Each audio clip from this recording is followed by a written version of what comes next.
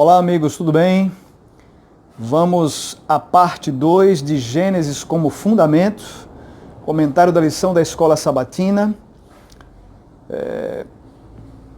Faça sua oração aí, eu já fiz a minha oração aqui, ok? Então vamos aí ao comentário desta semana, a criação, Gênesis como fundamento, parte 2. E o verso para memorizar, que está em Salmo 19:1, diz assim: os céus proclamam a glória de Deus e o firmamento anuncia as obras das suas mãos. Para Davi, o salmista Davi aqui, ele está dizendo que mesmo sem ler a Bíblia, podemos enxergar claramente Deus como Criador, Amém por isso, Então, essa lição dessa semana, ela é um reforço, da vacina contra o paganismo, vamos dizer assim, ok? E aqui diz assim, muitos pensadores importantes foram inspirados pelas Escrituras a investigar o mundo criado por Deus. Como resultado, nasceu a ciência moderna. Johannes Kepler, Isaac Newton, John Ray. Então, muitos outros grandes cientistas acreditavam que seu trabalho revelava ainda mais sobre a criação das mãos de Deus. E a gente vê que após a Revolução Francesa, que é um ponto referência muito forte, dos acontecimentos bíblicos, é a Revolução Francesa. Então, após essa revolução, a ciência do século XIX passou de uma cosmovisão teísta para uma cosmovisão fundamentada no naturalismo e no materialismo, Ou seja, desde essa época, a ciência tem se distanciado cada vez mais dos fundamentos bíblicos, resultando em uma reinterpretação radical, em uma reinterpretação radical da história do Gênesis. Sabe como é que é o nome disso aí, meu irmão? Grande conflito, ok? O nome disso aí é grande conflito, Só que tem um texto em Provérbios 21:30, que Salomão diz que não há sabedoria contra Deus, não há conselho contra Deus, não há inteligência contra Deus, ou seja, não há ciência contra Deus. Tá bom? Isso é fato, Quando a gente chega aqui no título Uma Terra Plana, a gente vê que erroneamente, alguns leitores, da Bíblia insistem em querer interpretar um texto profético como se ele fosse um texto literal, ou eles nem sabem distinguir essa diferença, tá certo? E aí acontece o que a gente vê muito aí, sobre esse tópico aqui, uma terra plana, isso é uma teoria, e nos dias de hoje essa teoria ela tem voltado a ascender, ficando forte. Interessante é que pelo calendário gregoriano que nós somos regidos aí, estamos aí no século 21, não apareceu nenhuma prova visível até agora, estamos no século 21, que a Terra é plana, Não apareceu ainda nenhuma prova visível, de que a Terra é plana. Outro ponto para ser analisado, Não que esse seja aqui o contexto em jogo, Mas é bom a gente enfatizar, outro ponto interessante: se a Terra fosse plana, como a ciência, como os estudiosos, de várias áreas, eles iriam explicar os ciclos das marés, Então, é algo que, ok? Quando chega aqui no texto de Apocalipse 7:1 e Apocalipse 27:8, a gente vê que relata uma profecia simbólica, mas eles querem entender como uma profecia literal, né? Qual é o contexto desses versos? Eles ensinam o conceito de uma terra plana? Não. Né? Não, de forma nenhuma, ok? Então, o aprendizado aqui para esse dia do domingo é que fica para gente, o aprendizado que fica para a gente é que devemos usar os recursos legais para interpretar a Bíblia, né? Não confundindo, nós não devemos confundir, né?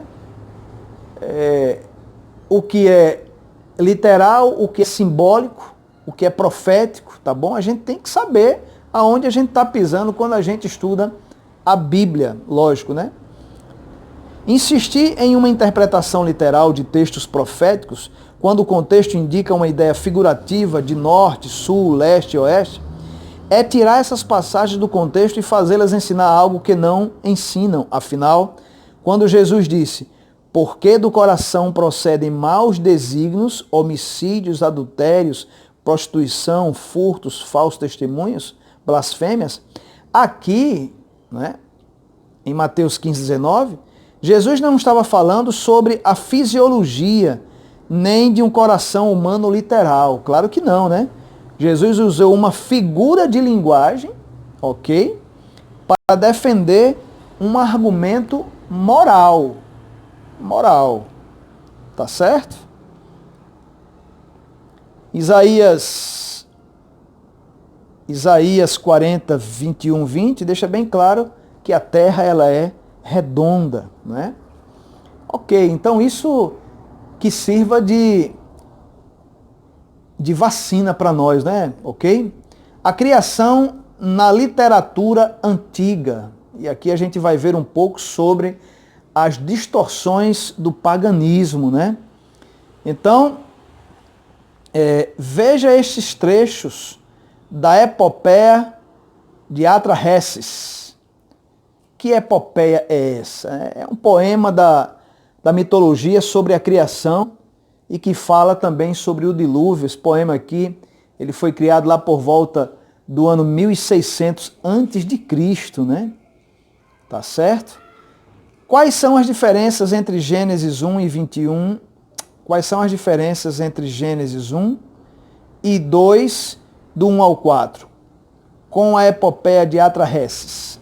Ora, o relato bíblico, né? O relato bíblico, né?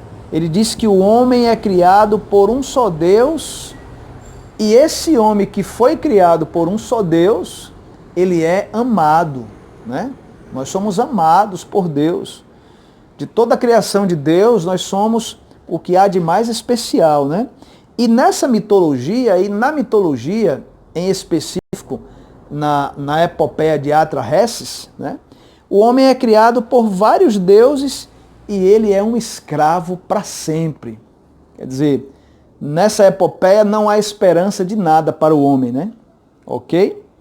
O relato bíblico é sublime ao descrever o onipotente que concede à humanidade propósito digno em um mundo perfeito. Essa diferença fez com que os estudiosos concluíssem que esses relatos são diferentes e são mesmo, né? Alguns alegam que a história da criação e do dilúvio foram transmitidas entre os povos, mas distorcidas com o tempo. Daí algumas semelhanças entre esses relatos e o texto bíblico. No meu ver, essas distorções elas só fortalecem as verdades bíblicas. Amém por isso? Ok? Não é?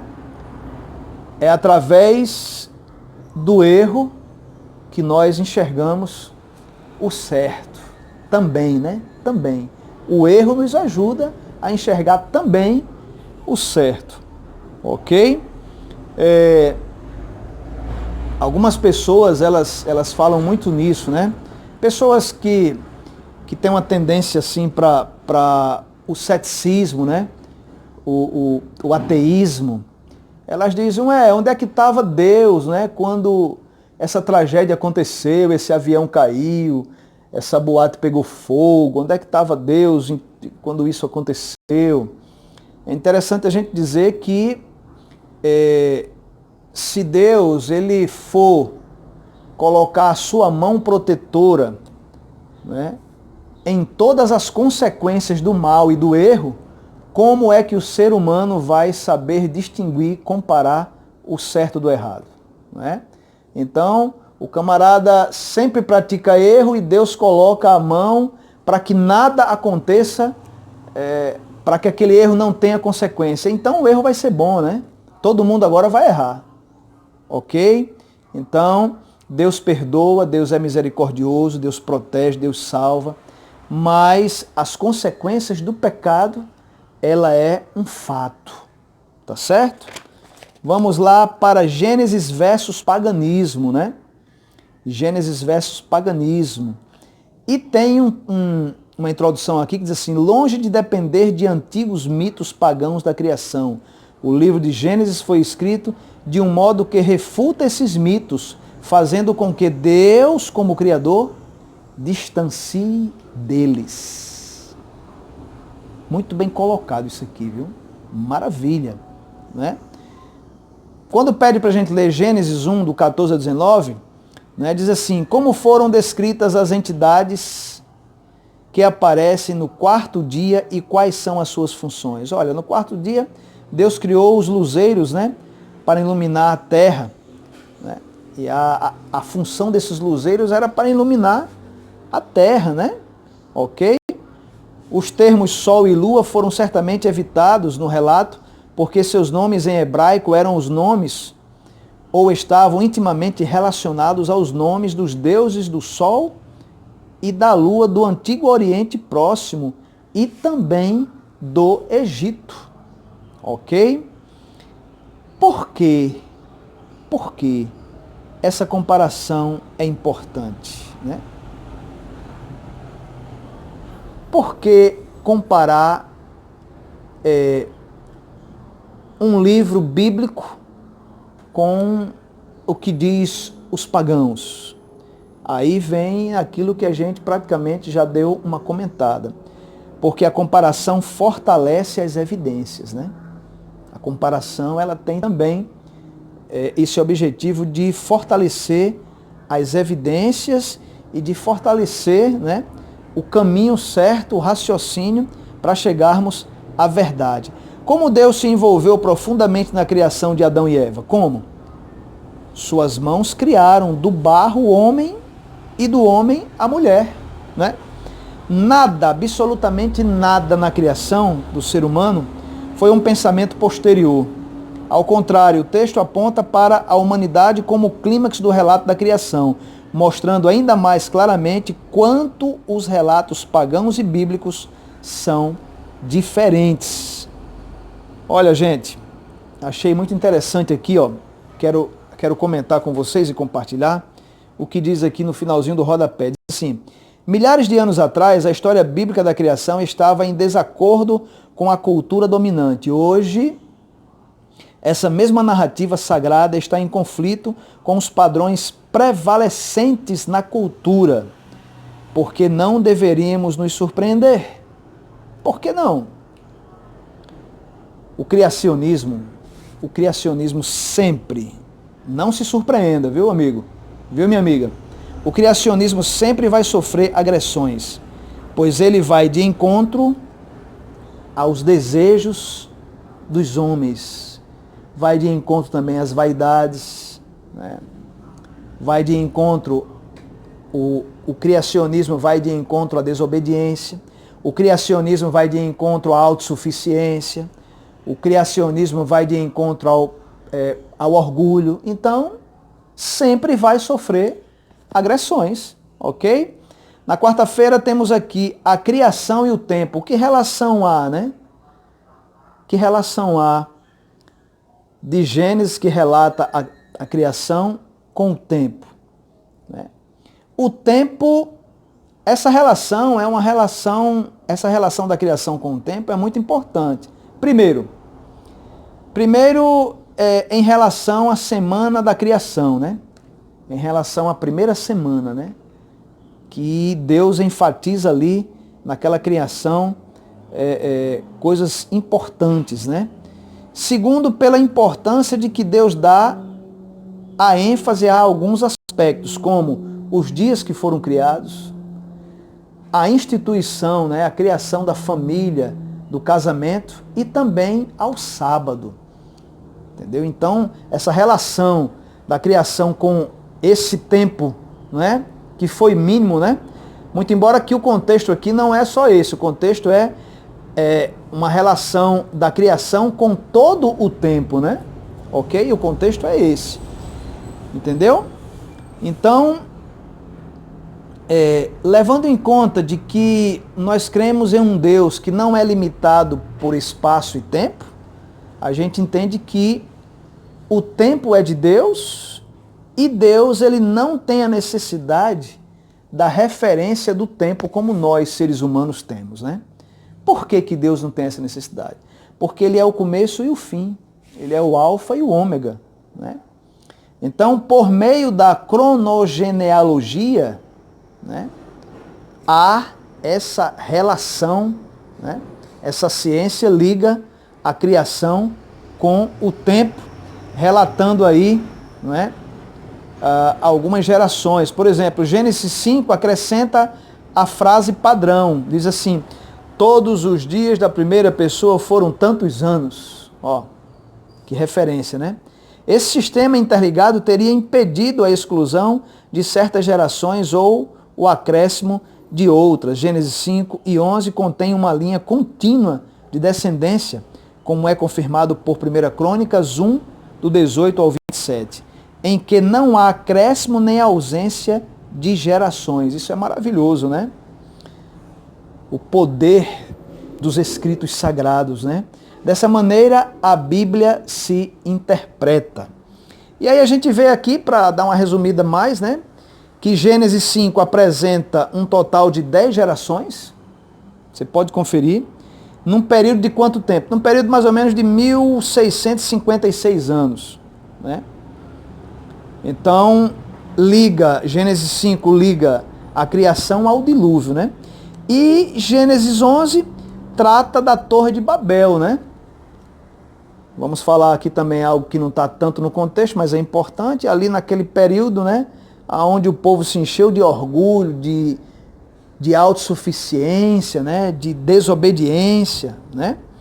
Aí aqui a gente percebe também ali em Gênesis 11, né, lá na Torre de Babel, a gente percebe também, na fala de Deus, a gente percebe também a presença da Trindade, né? Da mesma forma lá, de quando Deus fez o homem, né? Que ele se referiu não somente a Deus, Deus Criador, mas se referiu a Deus Filho e Deus Espírito Santo, quando ele disse assim, façamos o homem, né? Lá na Torre de Babel ele disse, confundamos. Então a gente vê também em Gênesis 11, né, a presença da Santíssima Trindade, e aí a gente vê que nessa trajetória chega até Abraão, ok? A criação nas Escrituras, muito interessante, né? A gente vê que praticamente não, a Bíblia toda, né, fala sobre a criação. A gente vê que Mateus e Marcos dão uma ênfase na criação do homem e da mulher, né? Mateus 19, 4 e Marcos 10, 6. A gente vê que Lucas 11, 50 fala no primeiro homicídio e aí relata o sangue de Abel. A gente vê que João 1 e Atos 14 relatam a participação de Jesus Cristo na criação. A gente vê que Paulo em Romanos e em 2 Coríntios, né, Paulo enfatiza o que disse Davi lá no verso áureo, né? Que foi do Salmo, que a gente viu no verso áureo da lição. Paulo enfatiza aqui em Romanos 1,20 e em 2 Coríntios 4,6, que as coisas criadas manifestam os atributos divinos. A gente vê que Paulo também, em Efésios, em 1 Timóteo, né, confirma Deus como Criador e que Adão foi criado primeiro do que Eva. A gente vê que Tiago afirma que fomos feitos à semelhança de Deus. Olha só, tudo referência à criação, né? A gente vê que Pedro, lá em 1 Pedro 3,20, faz referência ao dilúvio. Olha só. A gente vê que Judas, né? Judas fala sobre Caim e a transgressão dele. E, finalmente, João, lá em Apocalipse 2, 3 e 22, João fala sobre o céu, né? O céu. Jesus e todos os escritores do Novo Testamento se referiram a Gênesis 1 a 11 como história fidedigna, irmãos. Tudo, absolutamente tudo em relação à criação será importante para sempre. Ah, irmão, para sempre, para sempre.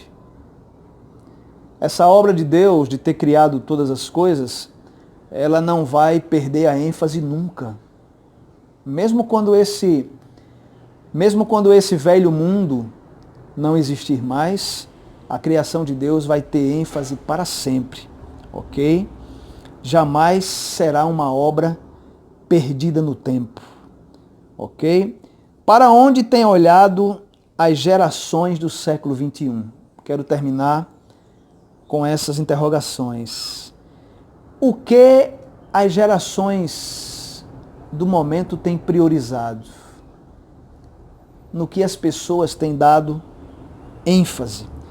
Para quais têm sido os atrativos das gerações de hoje, da nossa geração, né? Para onde de verdade a humanidade está caminhando? O que é que você acha? Deseja você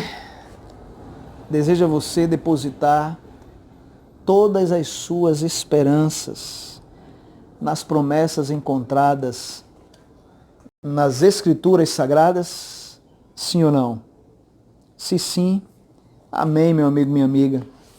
Olha, é muita bênção, né? Eu quero terminar dizendo que a Bíblia é a mais vasta e mais instrutiva história que os homens possuem. Ela veio pura da fonte da verdade eterna. E a mão divina preservou sua pureza através dos séculos. Somente aí podemos encontrar a história da humanidade, não contaminada pelo preconceito ou orgulho humano. São palavras da escritora norte-americana, profetisa Ellen G. White. Estão escritos lá no Testemunhos para a Igreja, né, na página 25, no verso 5. Que o Senhor te abençoe. Um bom restante de sábado, uma feliz semana, e que você, e que a sua família, e que na tua casa continue havendo salvação, em nome de Jesus. Amém. Fica com Deus e vamos orar. Ó Deus Todo-Poderoso, Pai querido, muito obrigado por mais esses ensinamentos preciosos. Que cada homem, que cada mulher, que cada jovem, criança que assistiu esse vídeo tenha sentido um encontro verdadeiro contigo, Pai. E que o Senhor continue a falar aos nossos corações e a suprir as nossas necessidades de acordo com a Tua vontade. Nos ajuda a vencermos os desafios que temos pela frente, os gigantes, as tormentas, mas que sempre estejamos todos juntos ao Teu lado, em nome de Jesus. Amém. Deus te abençoe e fica com Deus.